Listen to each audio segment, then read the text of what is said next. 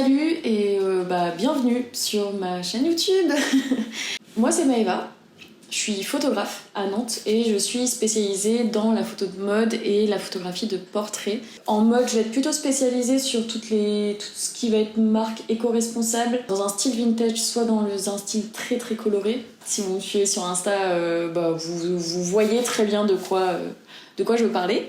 Et pour les particuliers, disons, j'essaye de ramener un peu un côté mode dans les photos que je fais avec les particuliers. Bref, tout ça, on s'en branle. C'était surtout pour me présenter. Maintenant que les présentations sont faites, on va pouvoir rentrer à peu près dans le vif du sujet. Donc, comme vous l'avez certainement vu dans le titre, on va parler de tout ce qui est travail non rémunéré, de ce qu'on appelle les collabs dans le milieu. Pourquoi je vous parle de ça aujourd'hui ? Parce que récemment, j'ai reçu un énième message de demande de shooting gratuit. Ce message venait d'une entreprise qui a but lucratif, donc qui génère de la thune, et qui donc potentiellement a la thune pour payer les prestataires, mais qui a quand même le culot de demander du travail gratos. Bref, ça a été un peu la goutte d'eau, parce que c'est très récurrent, c'est très régulier, et c'est très chiant, et il y en a marre en fait de demander du travail gratuitement. On va revenir là-dessus, il y a quand même quelques nuances à avoir, mais bref. J'ai fait des stories sur Insta en expliquant que j'étais énervée, quoi, et que ça me saoulait d'avoir passé en fait 3 ans et demi que je me tue à la tâche pour essayer de vivre de mon activité et que c'est encore quelque chose de compliqué. Ça a été un trop-plein, un ras-le-bol à ce moment-là où je me suis dit vraiment les gens nous prennent pour des cons et des connes et il faut arrêter ce truc-là, quoi. Donc j'ai poussé mon petit coup de gueule et puis il y a d'autres photographes qui m'ont dit on a reçu le même message, machin, et donc on commence un petit peu à discuter comme ça et j'explique mon point de vue sur pourquoi je ne bosserai pas avec cette marque. J'en discute avec une photographe en particulier qui est donc une photographe qui débute, qui a pas forcément de recul par rapport à quand on travaille avec une entreprise, comment ça se passe. Donc on discute et elle me dit merci parce que j'avais pas réalisé à quel point c'était problématique et j'étais prête à accepter le taf. Et maintenant que je me rends compte que c'est pas ok de demander du travail gratuit quand on est une entreprise, je vais pas accepter et merci à toi de me mettre en garde, tu vois, par rapport à ça.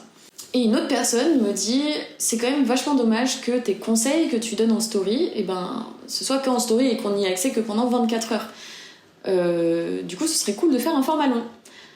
Donc voilà, je suis là.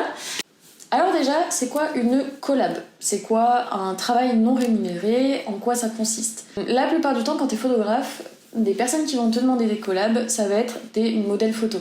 Des modèles photos qui vont être amatrices ou amateurs, ou au contraire, des personnes qui sont plus professionnelles. Ça peut être aussi des personnes qui travaillent un peu dans tout ce qui est créatif, en fait, et qui naviguent autour.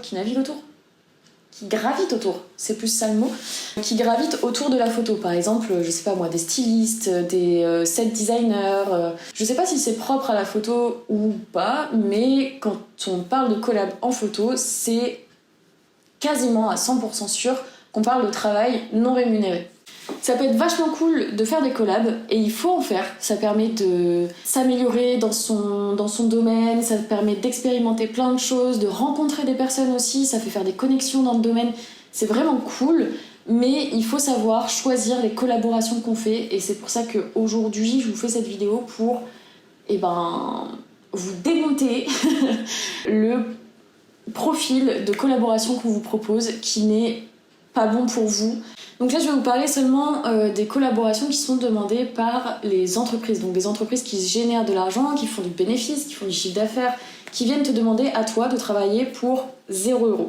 Alors déjà, première raison pour laquelle c'est pas ouf de travailler gratuitement pour une entreprise qui génère de l'argent. Déjà, ça dévalorise le travail de photographe, mais plus particulièrement, ça dévalorise ton travail à toi. Clairement, l'entreprise, elle te dit, t'appuies sur un bouton, ton travail, il est pas exceptionnel, il mérite pas que je te rémunère pour ça. Ça va aussi donner une image qui est pas très sérieuse, c'est-à-dire que on va pas te prendre pour quelqu'un de professionnel, on va te prendre pour quelqu'un de débutant, et ensuite sortir de cette case-là, ça devient compliqué. Pourquoi ? Parce que si par exemple cette marque-là, cette entreprise a aimé ton travail, elle va te recommander. Si elle te recommande, elle va te recommander et elle va expliquer un petit peu aussi la situation, elle va dire c'est une personne qui débute, nous on n'a pas payé, franchement trop cool, on a eu du contenu pour 3 semaines gratuitement et en plus c'était plutôt qualitatif, machin.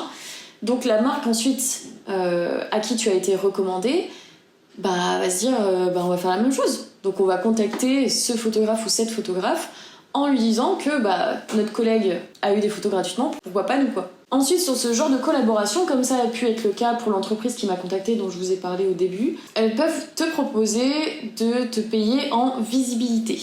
Alors déjà, premièrement, la visibilité, ça ne paye pas les factures. Quand tu as envie de vivre de cette activité, que c'est ton entreprise et que tu y investis du temps et de l'argent, la visibilité, elle va pas te servir à grand chose, quoi, parce que ça reste quand même du taf. Tu as ta propre entreprise qui est censée pouvoir subvenir à tes besoins. Donc si tu commences à travailler gratuitement pour des entreprises qui, elles, génèrent de l'argent, on va pas s'en sortir, quoi. Cette visibilité, en plus de ça, n'a absolument aucune valeur. En termes de marketing, c'est nul à chier. Pourquoi ? Parce que toi, sur ton compte Insta, sur ton site, sur LinkedIn, sur j'en sais rien quoi, tu vas créer du contenu, tu vas parler, tu vas faire en sorte d'attirer une audience qui est l'audience que toi tu veux te construire. Pour avoir dedans des clients potentiels et de futurs clients qui seront passés à l'achat. L'entreprise pour laquelle tu vas travailler gratuitement, elle fait exactement la même chose. Est-ce que l'audience et les prospects et les clients de cette entreprise sont les mêmes que ce que toi tu cherches à créer ? Si c'est pas le cas, ça sert à rien. Admettons que l'entreprise vend des matelas et toi tu fais de la photographie animalière, par exemple. Toi, ton audience, ça va être des personnes qui vont être fans des animaux et qui adorent voir peut-être le processus de comment tu fais pour prendre en photo des animaux dans leur état sauvage et des animaux qui sont plutôt rares, par exemple. Ok ? Donc ça, ce sont les personnes qui constituent ton audience à toi. Les personnes qui constituent l'audience de cette entreprise qui vend des matelas, ça va être des personnes qui vont avoir, je sais pas moi, des maux de dos quand elles dorment, qui ont besoin d'un surmatelas en particulier ou d'une qualité en tout cas particulière en termes de matelas. Est-ce que tu penses réellement que l'audience des personnes qui adorent les matelas adore aussi la photographie animalière ? Il y a des chances que ça se rejoigne, il y a des chances, mais il y a combien de chances ? C'est pour ça qu'il faut que tu réfléchisses avant d'accepter ce type de travail pour de la visibilité. Ça peut être intéressant pour toi à partir du moment où l'audience de la marque pour qui tu bosses est la même audience que celle que toi tu veux te construire. Potentiellement, l'audience de l'entreprise qui t'a contacté est la même que l'audience que toi tu veux te construire. Ça m'est arrivé de faire des collabs par exemple avec des friperies indépendantes qui ont à peu près la même audience ou en tout cas la même clientèle cible que moi. C'est-à-dire qu'on va essayer de choper des personnes qui adorent la mode, qui aiment le vintage, la seconde main, qui ont un truc un peu éco-responsable en elles. Donc admettons que l'audience de cette entreprise soit la même que celle que tu veux te construire. Le deuxième truc qu'il faut que tu regardes à ce moment-là, c'est les statistiques de l'entreprise. Là par exemple, l'entreprise qui m'avait contactée m'avait dit on va te faire des stories, un reel, un post Instagram pour présenter ton travail, te présenter toi, etc. Et on a 43 000 followers. Je peux te dire, 43 000 followers, c'est pas énorme, mais c'est quand même combien ? 20 fois plus ? 40 fois plus ? Attends, je sais pas compter. Bref, 43 000 followers, c'est quand même bien plus que ce que moi j'ai. Donc ça peut être attractif, tu vois, ça peut être attrayant, tu peux te dire waouh, trop cool, je vais avoir une visibilité de ouf, je vais gagner plein de followers, ça va être trop bien. Faut pas oublier de regarder les statistiques à ce moment-là, parce que c'est bien beau de proposer un truc de visibilité, mais il faut que la visibilité, elle soit là aussi. Quand j'ai regardé le nombre de vues, de likes et de commentaires sur les posts de cette entreprise, je me suis rendu compte qu'elle avait moins d'interactions que moi je peux avoir avec 40 fois moins de followers. En fait, c'est ça le truc, c'est que si par exemple elle te propose de la visibilité, tu y mets bien devant les yeux que frérot, en fait, moi je fais plus de vues, plus de likes et plus de commentaires en ayant 40 fois moins d'abonnés que toi, donc au bout d'un moment, tu me rémunères avec déjà du vent, et du vent qui en plus pue du cul, donc peut-être on peut s'arrêter là quoi. Maintenant, troisième point, bien vérifier la manière dont le contact s'est passé avec l'entreprise. En prenant toujours cet exemple de cette entreprise-là qui m'a contactée, comme j'en ai parlé en story, plein de photographes sont venus dans mes DM et m'ont dit « Ah bah ouais, moi aussi j'ai reçu le même message ». Il devait y avoir une quinzaine de photographes qui m'ont dit « Bah ouais, j'ai reçu la même chose ». Et en fait, c'est un copier-coller. Donc qui dit copier-coller dit que l'entreprise, elle en a absolument rien à foutre de ta gueule. Vraiment, elle s'en fout. Et si elle s'en fout aussi de ton travail. Donc ça veut dire qu'elle n'a pas regardé ton travail, elle n'a pas regardé ton style, elle n'a pas regardé ta patte, ni ta façon de travailler, ni ton process, ni quoi que ce soit. Elle est en train de ratisser large, par exemple là, ce qui était le cas, c'est qu'elle a certainement tapé sur Insta photographe Nantes, et elle a contacté les 15 premières personnes qui sont arrivées dans la barre de recherche. Elle a ratissé large de façon à trouver la personne qui va bien vouloir travailler gratuitement pour elle.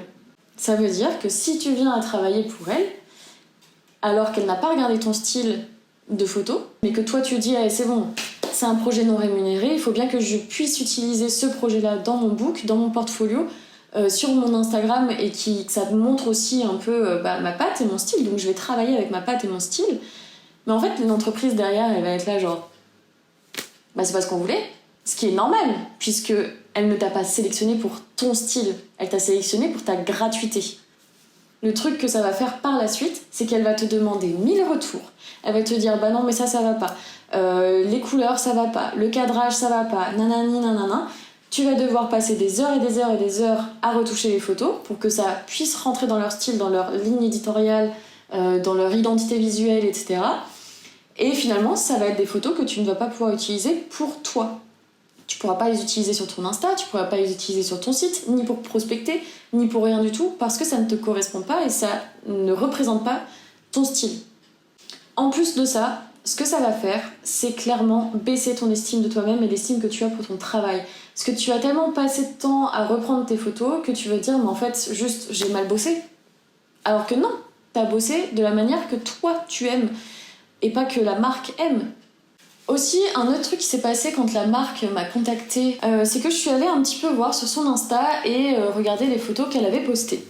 Et donc ces photos, quand tu regardes dans la description, il y a un petit texte, il y a tous les hashtags, et puis à la toute fin, il y a un tag.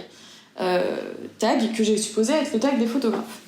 Donc je suis allée un peu voir les photographes en question, et il s'est avéré que c'était que des comptes américains, à plusieurs centaines de milliers de followers, et qui ont certainement autre chose à foutre que d'aller voir un petit compte nantais à 43K followers. Je pense que l'entreprise a volé le contenu de ses créateurs et créatrices de contenu. Quand une entreprise veut avoir des photos pour faire sa communication, elle va avoir plusieurs choix. Soit elle va faire appel à un ou une photographe et payer les photos, payer la prestation. Soit elle va acheter ce qu'on appelle des photos libres de droit. Si vous savez pas ce que c'est un peu tout ce qui est galerie stock, genre Adobe Stock ou... Merde, je sais plus comment elle s'appelle, la librairie de... celle qui est un peu kitschou, là, il y a eu un mème pendant je sais pas combien de temps avec un vieux type et sa tasse, là. Bon bref, moi je m'en souviens plus, mais vous saurez certainement me dire en commentaire. Elles ont ces choix-là, donc soit de faire appel à un photographe ou une photographe, soit d'acheter des photos. Ce qui me fait dire que l'entreprise n'a pas de contrat de cession de droit sur les photos qu'elle a publiées et qu'elle n'a pas le droit de les publier, c'est que j'ai fait une petite recherche Google basée sur les photos pour voir si elles étaient sur des sites où potentiellement tu peux les acheter. Et ce n'est pas le cas. Qui fait que j'ai continué un petit peu mes recherches et puis je suis allée regarder un peu sur le compte des différents photographes qui sont crédités et me suis rendu compte qu'en fait l'entreprise avait simplement screenshot des images de leur Insta et les avait repartagées.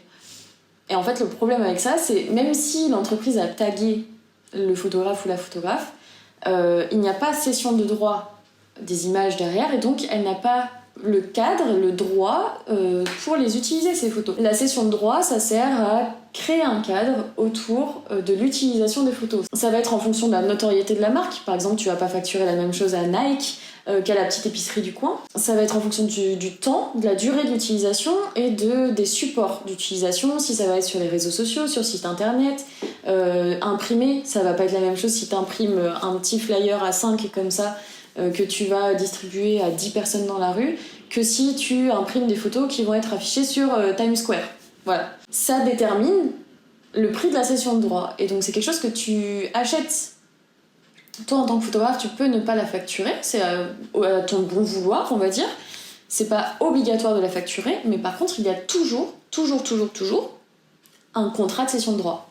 Donc là, j'ai quand même beaucoup de doutes que cette entreprise ait un contrat de cession de droit avec tous ces gros comptes et ces gros créateurs, grosses créatrices de contenu pour l'utilisation des photos. Pourquoi je te mets en garde par rapport à ça? Pourquoi je te dis de regarder un petit peu comment les entreprises postent leurs photos? C'est parce que si elles ont cette façon de faire avec d'autres photographes, avec d'autres créateurs et d'autres créatrices, elles auront aucun scrupule à le faire avec toi non plus. Prochain point, potentiellement qu'elle va te proposer et te dire oui, là c'est simplement pour ce projet-là, on n'a pas le budget, mais pour le prochain projet, promis, on aura le budget et puis on te rémunérera bien, etc.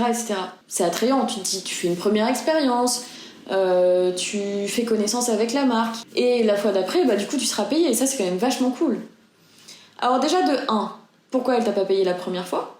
Il y a très rarement de bonnes raisons à ne pas te payer. Et de 2, qu'est-ce qui fait qu'elle va te payer la prochaine fois? Il n'y a rien qui te le dit. Vous n'avez pas de contrat, vous n'avez rien signé entre vous. Donc, qu'est-ce qui te dit qu'elle va réellement déjà te rappeler et demander à toi de travailler pour elle et te rémunérer à ta juste valeur et pas vouloir grappiller le moindre centime, etc. comme elle l'a pu le faire la première fois? Il n'y a rien qui te le dit. Donc, nope. En fait, de travailler gratuitement avec des entreprises qui génèrent de l'argent et qui ont les possibilités de payer vraiment, ça donne une image au métier créatif, parce qu'on parle de photos, mais ça peut être... on peut mettre ça aussi sur tous les métiers créatifs. On nous prend pour des cons et des connes. C'est un délire. Et en fait, il faut arrêter avec ça. Et si... il y a des milliers de photographes, des centaines, même des dizaines, même un photographe ou même une photographe qui travaille gratuitement pour des entreprises qui pourraient payer, comment nous, après, on justifie qu'on fait payer nos prestations? Alors potentiellement, cette personne, elle fait aussi du très très bon travail, mais elle le fait gratuitement. Donc pourquoi on viendrait te voir après alors que toi tu fais payer? Donc comment tu fais pour faire survivre une profession, un métier? Comment toi tu fais pour survivre? Et voilà, tout simplement, faut arrêter de faire ça, les gars, c'est chiant. C'est bien parce que depuis le début, donc je vous donne tous les mauvais points, tous les points négatifs et toutes les raisons pour lesquelles il ne faut pas travailler gratuitement avec des entreprises. Mais je veux aussi vous montrer que ça peut être bien de travailler gratuitement parfois, mais qu'il faut bien savoir choisir les collaborations qu'on fait. Déjà, le premier point qui est super important, c'est qu'il faut que ce soit aligné à votre style et à vos valeurs. N'allez pas travailler avec des entreprises ou avec des personnes qui kiffent le noir et blanc alors que vous kiffez la couleur et que vous avez jamais eu envie de faire du noir et blanc. Je vous donne un truc un peu au hasard comme ça, mais voilà, il faut vraiment que ce soit un projet sur lequel vous allez kiffer, vous allez prendre du bon temps, que vous allez pouvoir vous améliorer en termes de technique, en termes de compétences, que ça puisse rentrer dans votre style et vous permettre de vous améliorer dans votre style et pas dans le style de la marque ou de la personne. Que ce soit aligné à vos valeurs aussi. Pourquoi? Parce que, en fait, la flemme de bosser avec quelqu'un gratuitement, tu lui donnes du taf gratuit pour, en fait, que ce soit un gros tocard ou une connasse, tu vois. Personnellement, je ne travaille pas avec des personnes qui n'ont pas de valeurs féministes. Je suis très arrêtée sur mes collabs, j'ai pas envie de travailler avec des personnes qui me font chier. Voilà, j'ai envie de travailler avec des personnes avec qui j'ai envie d'aller boire une bière à la fin du shooting, quoi. Ensuite, il faut choisir ces collabs de façon stratégique. Personnellement, si je travaille avec ce type d'entreprise, c'est aussi parce que leur audience, c'est l'audience que moi je veux me construire. C'est ce que je vous disais tout à l'heure. Il faut que cette collaboration en fait vous apporte du bon et du bon pour votre business. Il faut voir ton entreprise comme une entreprise en fait, même si ton entreprise c'est toi-même. Ça reste un truc qu'il faut nourrir et savoir faire grandir. Et donc il faut choisir ces collaborations de façon à ce que ces personnes avec qui tu travailles fassent grandir ton entreprise aussi. Et aussi quand vous acceptez une collaboration, il faut vraiment être clair sur les attentes qu'a la personne en face de vous. Ça va être combien d'heures de prise de vue, combien de photos à retoucher, quel type de retouche elle demande, si elle vous propose du matériel à disposition ou s'il faut que tu te trimbales tout ton matériel avec toi, enfin bref, plein de choses comme ça, il faut vraiment tout éclaircir. Il faut que ce soit le plus net possible et que toi tu aies à peu près toutes les cartes en main pour te dire si oui ou non c'est intéressant pour toi ou pas. Tout ce que je viens d'énoncer c'est plus ou moins par rapport à des collaborations avec des entreprises, mais La plupart du temps, vous recevrez très certainement des collaborations, des demandes de collaboration venant de modèles photos, de mannequins, de particuliers, de particulières. Enfin voilà, c'est souvent quand même un truc d'échange de personne à personne. Et là encore, faut aussi faire attention parce que est-ce que tu travailles gratuitement pour quelqu'un qui te demande quelque chose pour lequel tu aurais pu demander rémunération, et donc cette personne profite de toi pour ne pas payer un shooting, ou alors réellement cette personne t'apporte quelque chose de nouveau dans ton entreprise. Par exemple, moi je fais plus de collaboration avec des modèles qui sont novices. Qui n'ont pas d'expérience dans le domaine, parce que moi j'estime que j'en ai maintenant, qu'après presque 6 ans de photographie pro, je peux estimer que je fais du travail professionnel, et donc quand je fais des projets personnels sur lesquels je ne suis pas payée, je préfère quand même que la personne en face de moi soit aussi professionnelle que je le suis. Ou au moins ait de l'expérience, tu vois, c'est pas un truc, faut pas forcément avoir son entreprise, être déclaré, être dans une agence de mannequinat ou quoi que ce soit. Juste, j'estime que si t'as rien à m'apporter, pourquoi je t'apporterais quelque chose de gratuit ? Si par exemple t'es novice, que tu viens de commencer, bah forcément une personne qui a fait genre un shooting dans sa vie, elle t'apportera quelque chose dans ton entreprise. Donc tu peux ne pas refuser des modèles novices par exemple. Je crois que j'ai fait à peu près le tour des contre et des pour. En gros, la conclusion c'est ne travaille pas gratuitement si ça ne permet pas à ton entreprise de grandir, si ça ne permet pas à tes compétences de s'améliorer, et si on te prend pour un jambon. Aussi, c'est super important, il faut pas sous-estimer ton travail. Tu as passé du temps, énormément de temps, à apprendre comment utiliser un appareil photo, comment on utilise Lightroom, Photoshop. Bref, t'as passé du temps à apprendre, t'as passé du temps à expérimenter, tu passeras du temps sur des collaborations à prendre en photo, à sociabiliser, à retoucher, à trier aussi. C'est aussi de l'investissement financier, c'est de l'investissement personnel. Bref, ça vaut quelque chose, ok ? C'est pas rien comme travail, et c'est pas parce que c'est une passion, c'est pas parce que c'est un truc créatif que ça ne vaut pas d'être rémunéré. Et voilà, on arrive à la fin de cette vidéo. C'était la première fois que je faisais ça, donc j'espère sincèrement que ça vous aura plu, que je vous aurai appris des choses, ou en tout cas éclairci des points, ou je sais pas, juste diverti. Moi c'était Ondette, je suis bien plus active sur Instagram sous le pseudo de Ondette, donc n'hésitez pas à me suivre là-bas, et puis je vous remercie d'être arrivé jusqu'ici, parce que ça devait être super long, et j'espère que c'était agréable à regarder. À la prochaine.